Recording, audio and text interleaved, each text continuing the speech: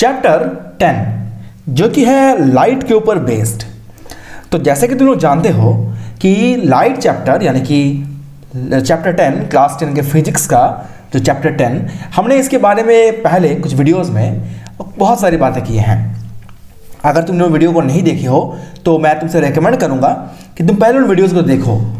Video का link मैंने description में डाला हुआ है, तो जाकर के पहले उन वीडियोस को देखो, समझो अच्छे से, ताकि तुम आज के बताए गए कॉन्सेप्ट को ग्रैस्प करने में कैपेबल हो। और रहा सवाल कि आज के इस वीडियो का टॉपिक, तो आज के वीडियो का टॉपिक जैसे तुम स्क्रीन पे देख पा रहे हो कि आज हम लोग डिस्कस करने वाले हैं रियल एंड वर्चुअल इमेज के बारे में। देखो, इमेज को हम पढ़ें इसके पहले इस बात को जानना जरूरी है कि इमेज बनता कैसे है या इमेज कहते किसे हैं। तो सबसे पहले ये जानो कि इमेज कहते किसे हैं। तुमने कभी भी अपने घर में आईने के सामने खड़े हुए होगे और आईने के सामने जो खड़े होते हो तो अपना ही एक कॉपी उस आईने में देख पाते हो, राइट। तो जिस कॉपी को तुम उस आईने में देखते हो वही एक्चुअली इमेज कहलाता है।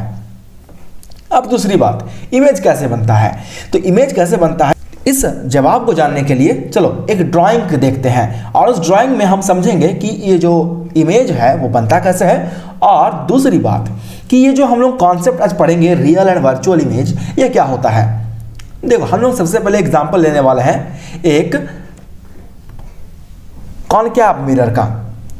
तो सपोज कर लो हमारे पास एक कॉनकैव मिरर है और इस कॉनकैव मिरर में जो बाहर वाला पार्ट है ये मैं कलर कर देता हूं ताकि तुम्हें समझने में कोई दिक्कत ना हो, क्योंकि अक्सर बच्चे कंफ्यूज करते हैं कि कौन सा कॉनकैव है और कौन सा कॉन्वेक्स है। तो आउटर पार्ट जहां पर कलरिंग होगा वो मैंने पहले ही बताया था कि वो कॉनकैव मिरर कहलाएगा। चलो, इसके बाद नेक्स्ट हमारा है ये principal axis. Okay, now suppose हमारे पास एक पॉइंट शेप का ऑब्जेक्ट है, दैट इज ए, और इस पॉइंट शेप का ऑब्जेक्ट का हमें इमेज बनाना है। तो देखते हैं कैसे बनता है इमेज। सपोज कि इससे निकलने वाले न्यूमरस रेज होंगे। ठीक से समझना चीजों को कि इस पॉइंट ए से बहुत सारे रेज ऑफ लाइट निकलेंगे, लेकिन उतने सारे रेज ऑफ लाइट को इस डायग्राम में दिखाना मुश्किल है। इसलिए क्या करते हैं हम लोग कि इस पॉइंट शेप का जो ऑब्जेक्ट हमारे पास है जिसका मैं नाम दिया हूं ए, इसमें से मैं सिर्फ 2 रेज ही कंसिडर करूंगा, ओनली 2 रेज। अब तुम पूछोगे सर आपने 2 ही रेज क्यों लिया, 1 क्यों नहीं या 3 क्यों नहीं। तो देखो, नियम यह है कि हमें अगर किसी भी ऑब्जेक्ट का अगर इमेज फॉर्म करना है तो हमें कम से कम मिनिमम एटलीस्ट 2 रेज तो चाहिए जो उस ऑब्जेक्ट से एमिट हो रहा हो।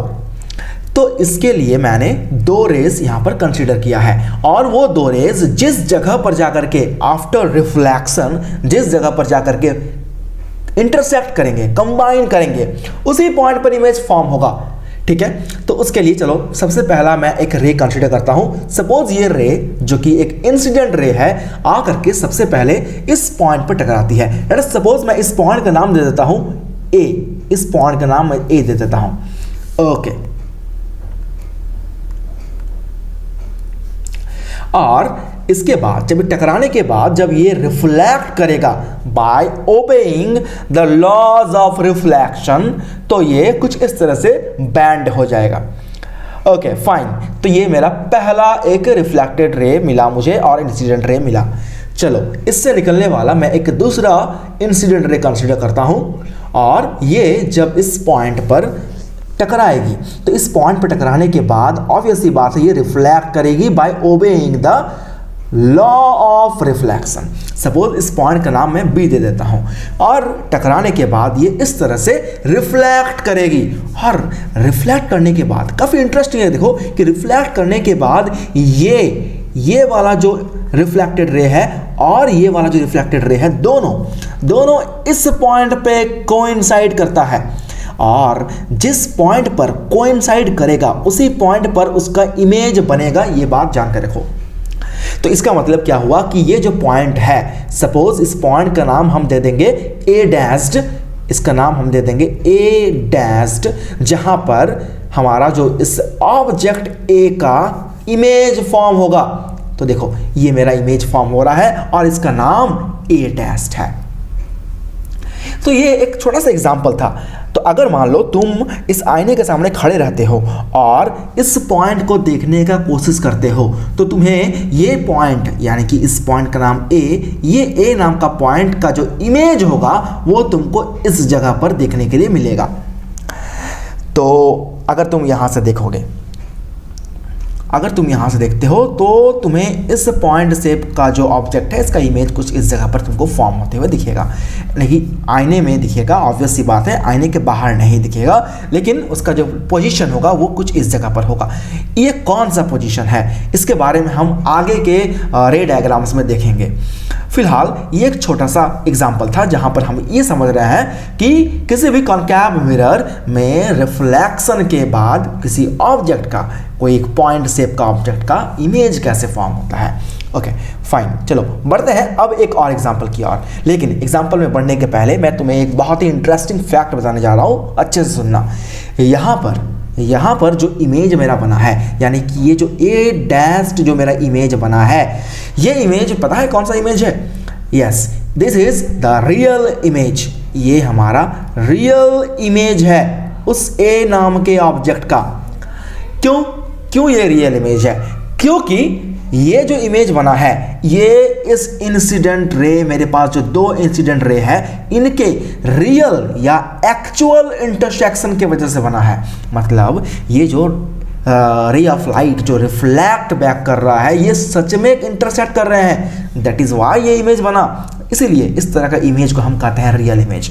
साथ ही साथ एक और बात मैं बता देना चाहूँ कि रियल इमेज उसे भी कहते हैं जिसको हम स्क्रीन पे प्रोजेक्ट कर सकते हैं। जिसे हम स्क्रीन पे प्रोजेक्ट कर सके वैसे इमेजेस को भी हम रियल इमेज ही कहते हैं। ओके चलो बढ़ते हैं अब अगले एग्जाम्पल की ओर। सपोज हमारे पास एक कॉन्वेक्स मिरर है और ये कॉन्वेक्स मिरर कुछ ऐसा होता है, और मैं सपोज कर लेता हूं कि इसका जो अंदर वाला हिस्सा है वो कलर्ड किया हुआ है। ये पार्ट जो मेरा है ये कलरिंग पार्ट है ताकि तुम्हें समझने में सुविधा हो। ओके तो ये पार्ट मेरा कलर्ड है, फाइन। अब इसके बाद ये जो मेरा बीच से पार होने वाला एक इमेजिनरी लाइन है, ये इसे हम कहते हैं प्रिंसिपल एक्सिस, ठीक है। अब हमारे पास एक पॉइंट शेप का ऑब्जेक्ट अगेन है जिसका नाम मैं इस बार बी रखा हूं, और इस बी से अगेन एक इंसिडेंट रे आएगा और ये इंसिडेंट रे रिफ्लेक्ट करेगा। और ये चूंकि एक कॉन्वेक्स मिरर है तो इसमें क्या होता है कि रिफ्लेक्शन के बाद लाइट के रेज मुड़ते नहीं हैं, फैल जाते हैं। जैसा कि मैंने पिछला वाला एग्जांपल में देखा कॉन्कैव मिरर में। कॉन्कैव मिरर में क्या होता है? कॉन्कैव मिरर में जब भी कोई लाइट ऑफ रेज आती है तो ये टकराने के बाद एक जगह पर मुड़ जाती है, लेकिन जो हमारा ये कॉन्वेक्स मिरर है यहाँ पर लाइट के रेज आने के बाद, ये टकराने के बाद ये मुड़ती नहीं है, ये फैल जाती है। इसको हम कहते हैं डाइवर्ज करती है। इस तरह से मान लो एक और लाइट का रे आ रहा है और ये भी सेम प्रॉपर्टीज को शो करेगा, यानी कि ये भी रिफ्लेक्शन के बाद डाइवर्ज हो जाएगा, ठीक है।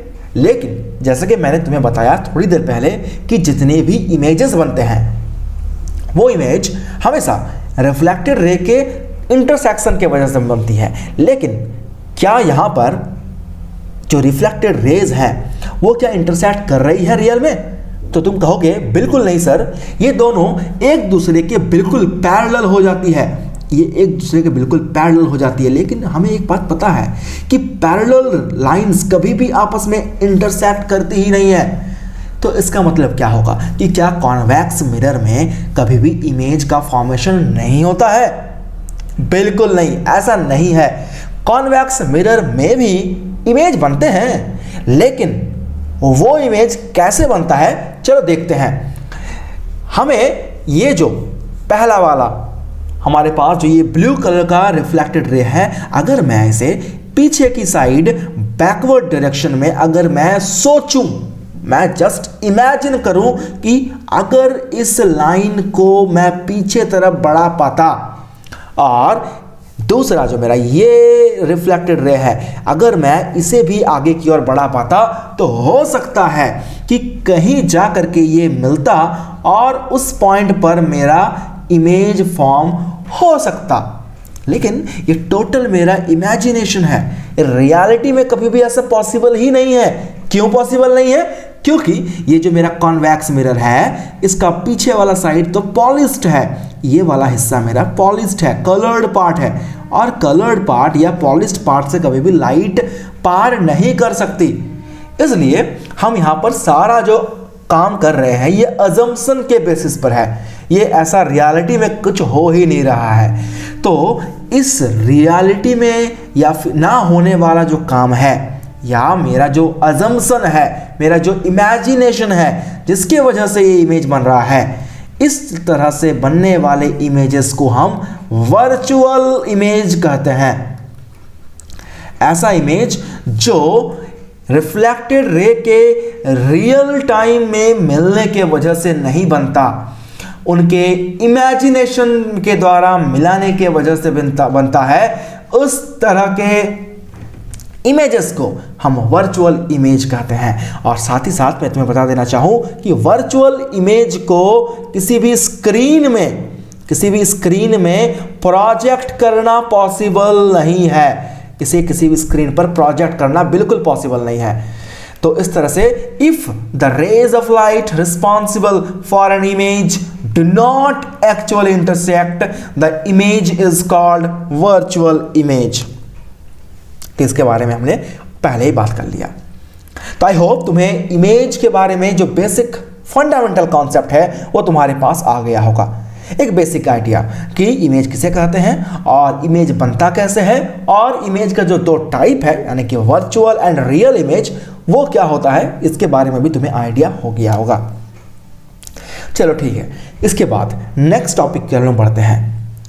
हमारे पास नेक्स्ट टॉपिक ये है कि जो इमेज हम बनाएंगे, देखो कोई भी इमेज हमारा बनाना होता है मिरर के आगे रख करके, तो उसके लिए कुछ रूल्स होते हैं, कुछ सेट ऑफ रूल्स होते हैं फिजिक्स में। तो हम पढ़ रहे हैं कॉनकैव मिरर, यानी कि स्फेरिकल, एक कर्व शेप का मिरर। तो कर्व शेप के मिरर में भी जब ऑब्जेक्ट का इमेज हम बनाएंगे तो उसके लिए भी कुछ सेट ऑफ रूल्स होंगे। तो उसी को हम बोल रहे हैं कि rules for finding the image by ray tracing. ये रे ट्रेसिंग क्या होता है? जो एक्चुअल हमारा इमेज बन रहा है किसी आईने के सामने, कॉनकैव मिरर के सामने, उसे अगर हम एक रे डायग्राम के थ्रू रिप्रेजेंट करूं तो उसे मैं कहूंगा रे ट्रेसिंग। क्या कहेंगे उसे हम? बिल्कुल, रे ट्रेसिंग। तो रे ट्रेसिंग या फिर रे डायग्राम के लिए जो रूल्स हैं उसका सबसे पहला नंबर नियम, देखो ये जो हम रूल पढ़ने वाले हैं ये सारे रूल तुमको आगे चलकर बहुत काम आने वाला है, क्योंकि हम अगले वीडियो में देखने वाले हैं कि किस तरह से कनकेव मिरर के हेल्प से हम डिफरेंट पोजीशन पर ऑब्जेक्ट को रख करके उनका इमेज फाइंड कर सकते हैं, और साथ ही साथ उस इमेज का नेचर, पोजीशन और साइज क्या है इसके बारे में भी देखने वाले हैं।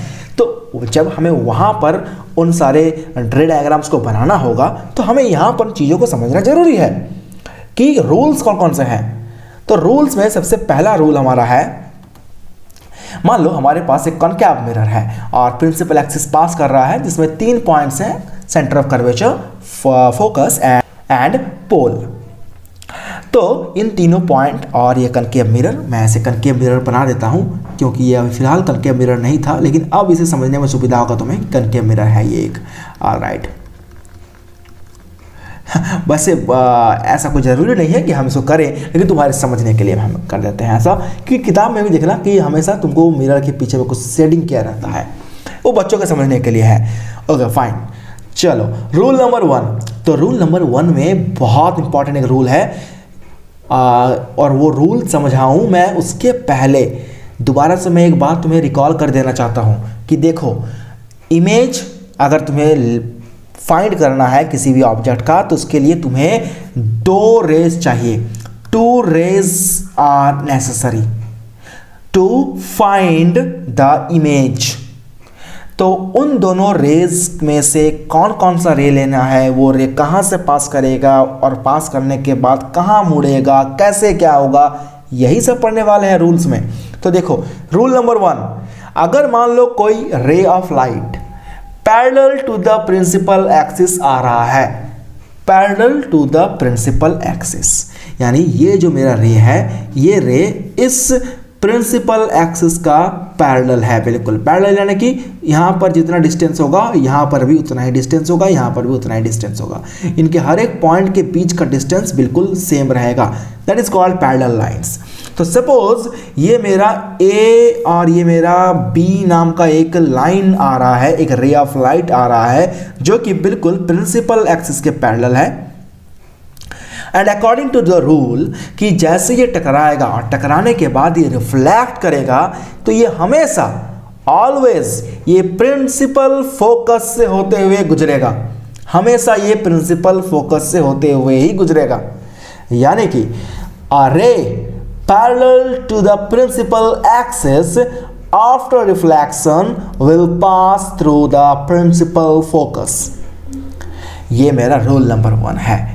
तो अगर हम आगे के क्लासेस में जो रे डायग्राम बनाने वाले हैं, तो तुम वहाँ पर 2 रेज में से हमेशा जो पहला नंबर का रे होगा वो तुम यही रे लोगे, ये मेरा रिकमेंडेशन है।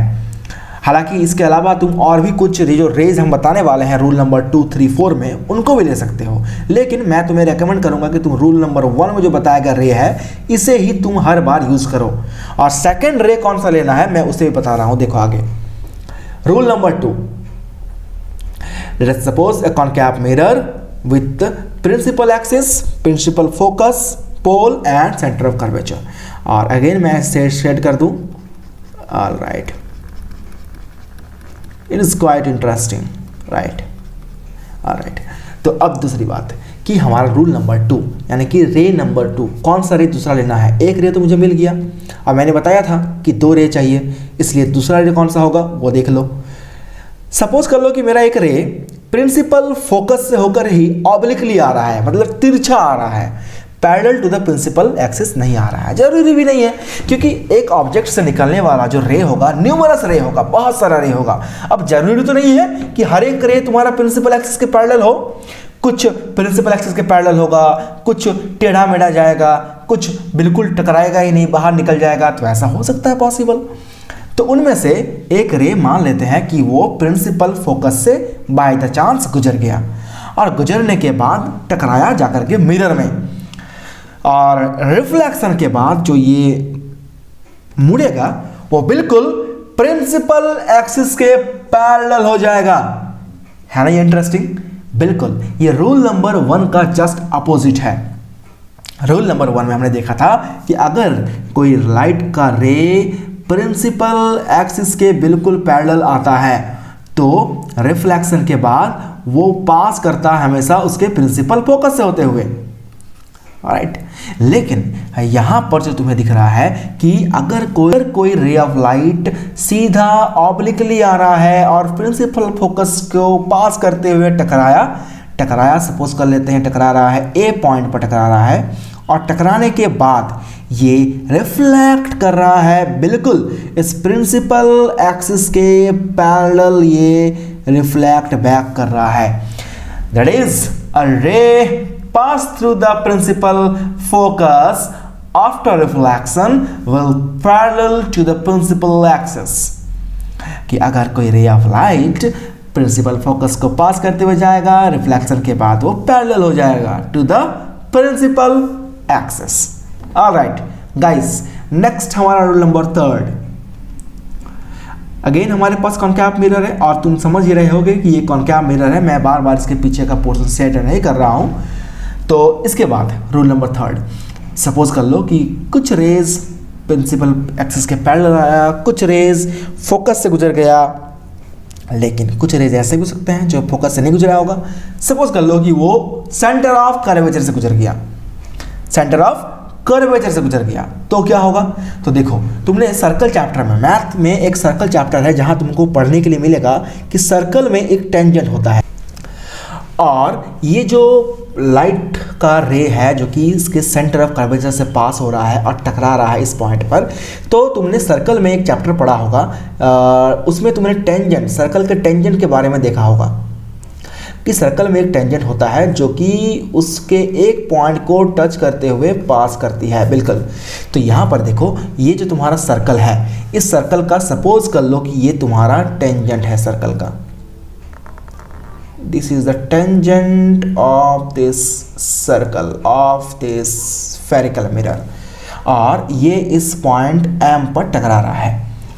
टकराने के बाद उसमें एक थ्योरम है, सर्कल चैप्टर में मैथ में एक थ्योरम है कि अगर किसी सर्कल में एक सेंटर्स है, एक टेंजेंट है, ये टेंजेंट ऐसे पास कर रहा है इस पॉइंट B को टच करते हुए और ये O है, तो अगर मान लो कि कोई भी लाइन इसके टेंजेंट के इस पॉइंट को आकर टच करता है तो ये इसके बिल्कुल परपेंडिकुलर होता है। क्या होता है? बिल्कुल परपेंडिकुलर होता है। ये मैथ में एक थ्योरम है कि अगर कोई सर्कल में सेंटर से हम एक लाइन को ड्रॉ करते हैं उसके टेंजेंट के ऊपर, उसका टेंजेंट है मान लो XY, तो इसका टेंजेंट पे वो बिल्कुल 90 डिग्री होता है। अब देखो यहाँ पर एक बात कि ये जो पॉइंट है यहाँ पर भी ये जो है ये 90 डिग्री ही तो बना रहा है, ठीक है। और हमने एक बात बहुत अच्छे से सीखा है कि मान लो कि ये मेरा एक रिफ्लेक्टिंग सरफेस है, एक प्लेन मिरर है,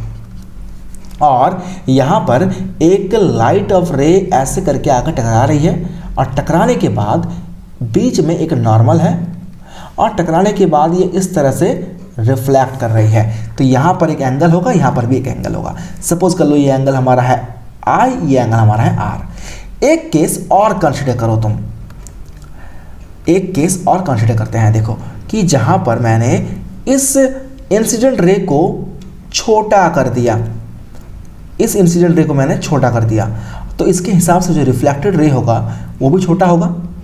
चलो एक केस और, जहां पर मैंने इस इंसिडेंट रे को इतना छोटा कर दिया कि वो बिल्कुल 0 डिग्री हो गया, किसके साथ? उसके नॉर्मल के साथ, और वो जो रिफ्लेक्टेड रे होगा यही इंसिडेंट रे है तो यही रिफ्लेक्टेड रे होगा, क्योंकि यहाँ पर जो तुम्हारा इंसिडेंट रे हो गया वो 0 डिग्री हो गया, तो रिफ्लेक्टेड रे भी कितना हो जाएगा? 0 डिग्री हो जाएगा। और ऐसा तब होता है जब तुम्हारा इंसिडेंट रे बिल्कुल इस रिफ्लेक्टिंग सरफेस के परपेंडिकुलर होता है। यहाँ पर भी देखो सेंटर से पास कर रहा है तो ऑब्वियस सी बात है 90 डिग्री बनेगा अकॉर्डिंग टू दिस रूल। तो इसके मतलब कि अगर 90 डिग्री बन रहा है तो डेफिनेटली यहाँ पर जो तुम्हारा एंगल ऑफ इंसिडेंस है वो 0 डिग्री है, और एंगल ऑफ रिफ्लेक्शन जो है वो भी 0 डिग्री है। दैट मीन्स कि ये टकराने के बाद इसी डायरेक्शन में दोबारा वापस हो जाएगा। आया बात समझ में? तो इस तरह से जो हमारा यहाँ पर हमने जाना कि अगर कोई भी रे सेंटर ऑफ कर्वेचर से पास करता है तो इसी डायरेक्शन में दोबारा वापस चला जाता है। अ रे passing through the center of curvature after reflection reflected back along the same path। और इसका होने का वजह क्या है इसको मैंने तुम्हें अभी अभी समझा दिया। चलो अब चलते हैं रूल नंबर 4 की ओर। अगेन एक कनकैव मिरर है और इसमें 3 point, centre of curvature, focus and pole.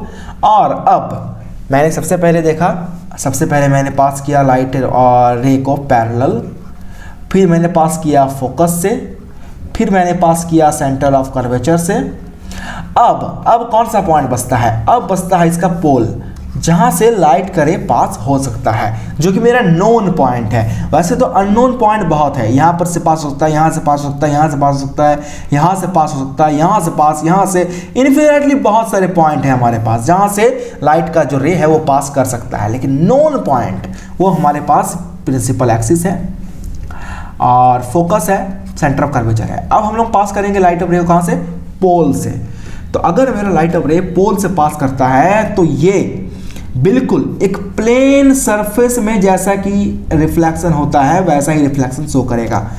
तो देखो बिल्कुल जैसा रिफ्लेक्शन एक प्लेन सरफेस में होता है वैसा ही रिफ्लेक्शन ये यहाँ पर शो कर रहा है। अकॉर्डिंग टू दिस ये देखो एक एंगल यहाँ बना, एंगल ऑफ I और एंगल ऑफ R, और जो बीच का जो रे है ये एज अ नॉर्मल की तरह काम करने लगा। और इसका हिसाब से यहाँ पर जो तुम्हारा एंगल I होगा वो बिल्कुल बराबर होगा एंगल R के। तो इसमें क्या कहा गया कि a ray incident obliquely to the principal axis towards a pole P is reflected obliquely.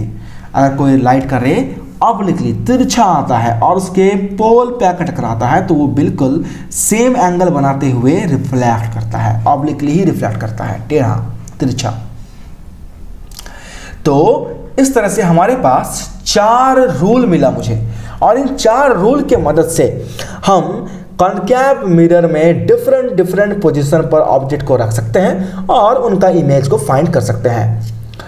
तो आज के वीडियो के लिए बस इतना ही। आई होप इस वीडियो में बताया गया सारा कॉन्सेप्ट तुम्हें समझ में आया होगा। तो मिलेंगे तुमसे अगले वीडियो में कुछ नए टॉपिक के साथ और रे डायग्राम के साथ।